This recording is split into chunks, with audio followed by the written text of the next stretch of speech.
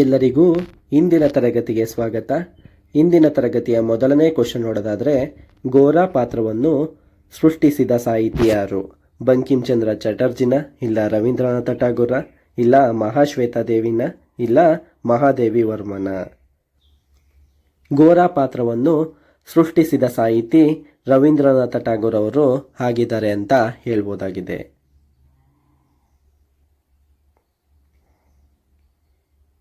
ವಿವರಣೆಯನ್ನು ನೋಡ್ತಾ ಹೋದರೆ, ಗೋರಾ ಎಂಬುದು ರವೀಂದ್ರನಾಥ ಠಾಗೂರ್ ಅವರು ಬರೆದ ಅತ್ಯಂತ ಪ್ರಸಿದ್ಧ ಕಾದಂಬರಿಗಳಲ್ಲಿ ಒಂದಾಗಿದೆ. ಇದು 1910ರಲ್ಲಿ ಪ್ರಕಟವಾಯಿತು. ಕಾದಂಬರಿಯ ಮುಖ್ಯಾಂಶಗಳನ್ನು ನೋಡೋದಾದರೆ, ವಸ್ತು ವಿಷಯ: ಈ ಕಾದಂಬರಿಯು ರಾಜಕೀಯ, ಧರ್ಮ, ತತ್ವಶಾಸ್ತ್ರ ಮತ್ತು ರಾಷ್ಟ್ರೀಯತೆಯ ಬಗ್ಗೆ ಚರ್ಚಿಸುತ್ತದೆ ಅಂತ ಹೇಳ್ಬೋದಾಗಿದೆ. ಪಾತ್ರಗಳನ್ನು ನೋಡೋದಾದರೆ, ಗೋರಾ ಅಂದರೆ ಗೌರವ ಮೋಹನ ಎಂಬುದು ಕಾದಂಬರಿಯ ಕೇಂದ್ರ ಪಾತ್ರವಾಗಿದ್ದು, ತನ್ನ ಸಂಪ್ರದಾಯಬದ್ಧ ನಂಬಿಕೆಗಳು ಮತ್ತು ಬದಲಾಗುತ್ತಿರುವ ಸಾಮಾಜಿಕ ಪರಿಸ್ಥಿತಿಯ ನಡುವೆ ಸಂಘರ್ಷವನ್ನು ಎದುರಿಸುತ್ತಾನೆ. ಹಿನ್ನೆಲೆಯನ್ನು ನೋಡೋದಾದರೆ, ಇದು ಬ್ರಿಟಿಷ್ ಆಳ್ವಿಕೆಯ ಕಾಲದ ಭಾರತೀಯ ಸಮಾಜದ ಸಂಕೀರ್ಣತೆಯನ್ನು ಪ್ರತಿಬಿಂಬಿಸುತ್ತದೆ ಅಂತ ಹೇಳ್ಬೋದಾಗಿದೆ.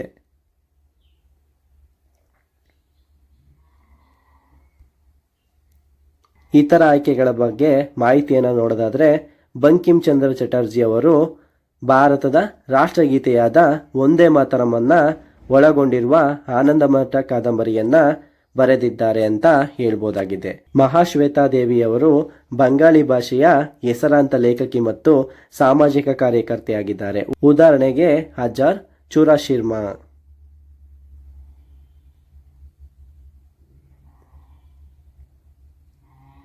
ಮಹಾದೇವಿ ವರ್ಮಾ ಅವರು ಹಿಂದಿ ಸಾಹಿತ್ಯದ ಛಾಯಾವಾದಿ ಯುಗದ ಪ್ರಮುಖ ಕವಯಿತ್ರಿಯಾಗಿದ್ದಾರೆ ಅಂತ ಹೇಳ್ಬೋದಾಗಿದೆ.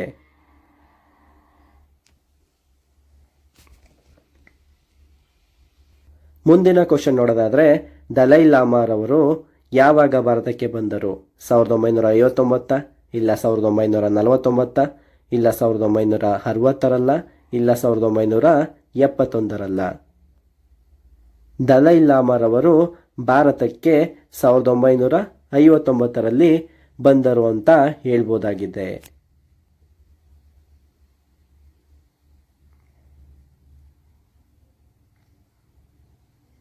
ವಿವರಣೆಯನ್ನು ನೋಡೋದಾದರೆ, ಚೀನಾದ ಪೀಪಲ್ ಲಿಬರೇಷನ್ ಆರ್ಮಿ PLA 1949ರಲ್ಲಿ ಟಿಬೆಟನ್ನು ಆಕ್ರಮಿಸಲು ಪ್ರಾರಂಭಿಸಿತು ಮತ್ತು 1950ರಲ್ಲಿ ಚಾಯ್ಡೋ ಪ್ರಾಂತ್ಯವನ್ನು ವಶಪಡಿಸಿಕೊಂಡಿತು.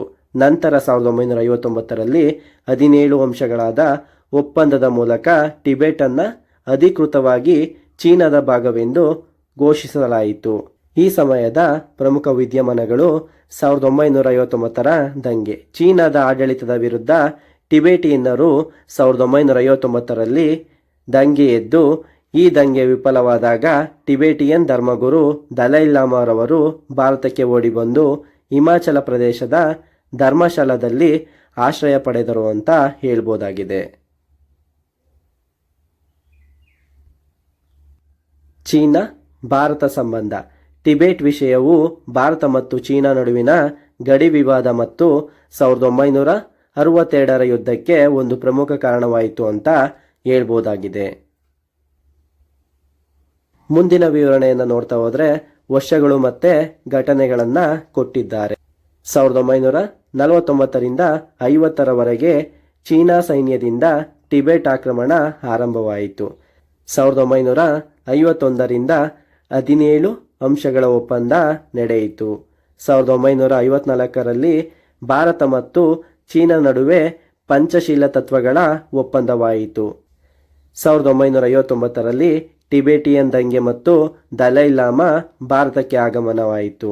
1965ರಲ್ಲಿ ಟಿಬೆಟನ್ನು ಸ್ವಾಯತ್ತ ಪ್ರದೇಶ ಎಂದು ಚೀನಾ ಘೋಷಿಸಿತು ಅಂತ ಹೇಳ್ಬೋದಾಗಿದೆ.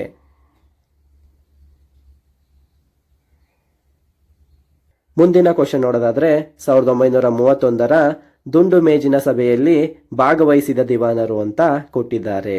ಮಿರ್ಜಾ ಇಸ್ಮಾಯಿಲ, ಇಲ್ಲ ವಿಶ್ವೇಶ್ವರಯ್ಯನ, ಇಲ್ಲ ಕೃಷ್ಣಮೂರ್ತಿನ, ಇಲ್ಲ ರಂಗಾಚಾರ್ಯ? 1931ರ ದುಂಡು ಮೇಜಿನ ಸಭೆಯಲ್ಲಿ ಭಾಗವಹಿಸಿದ ದಿವಾನರು ಮಿರ್ಜಾ ಇಸ್ಮಾಯಿಲ್ ರಾಗಿದ್ದಾರೆ.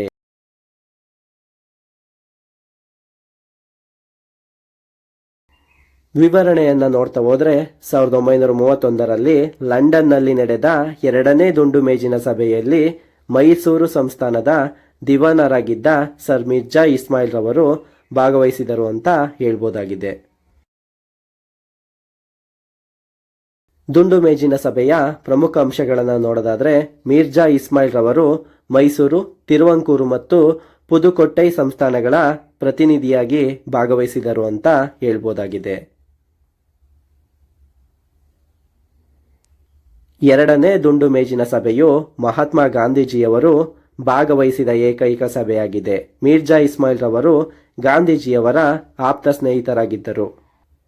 ದಿವಾನರಾಗಿ ಮಿರ್ಜಾ ಇಸ್ಮಾಯಿಲ್ ರವರು 1926ರಿಂದ 41ರವರೆಗೆ ಮೈಸೂರಿನ ದಿವಾನರಾಗಿ ಸೇವೆ ಸಲ್ಲಿಸಿದ್ದರು.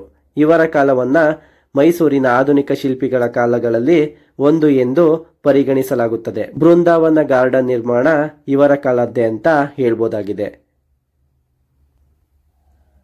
ಇತರ ಆಯ್ಕೆಗಳ ಬಗ್ಗೆ ಮಾಹಿತಿಯನ್ನು ನೋಡ್ತಾ ಹೋದ್ರೆ ಸರ್ ಎಂ ವಿಶ್ವೇಶ್ವರಯ್ಯರವರು 1912ರಿಂದ 18ರವರೆಗೆ ದಿವಾನರಾಗಿದ್ದರು. ಇವರು 1931ರಲ್ಲಿ ಸಭೆಯಲ್ಲಿ ದಿವಾನರಾಗಿ ಭಾಗವಹಿಸಿರಲಿಲ್ಲ ಅಂತ ಹೇಳ್ಬೋದಾಗಿದೆ.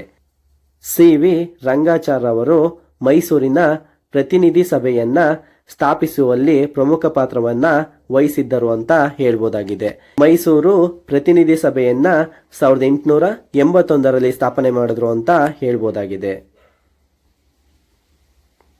ಮುಂದಿನ ಅಂಶಗಳನ್ನ ನೋಡೋದಾದ್ರೆ ಸಭೆಯನ್ನ ಕೊಟ್ಟಿದ್ದಾರೆ, ವರ್ಷಗಳನ್ನ ಕೊಟ್ಟಿದ್ದಾರೆ, ಮತ್ತೆ ಪ್ರಮುಖ ಅಂಶಗಳನ್ನ ಕೊಟ್ಟಿದ್ದಾರೆ. ಮೊದಲನೇ ದುಂಡು ಮೇಜಿನ ಸಭೆಯು 1930ರಲ್ಲಿ ನಡೆಯಿತು. ಈ ಸಭೆಯಲ್ಲಿ ಕಾಂಗ್ರೆಸ್ ಪಕ್ಷವು ಭಾಗವಹಿಸಿರಲಿಲ್ಲ ಅಂತ ಹೇಳ್ಬೋದಾಗಿದೆ.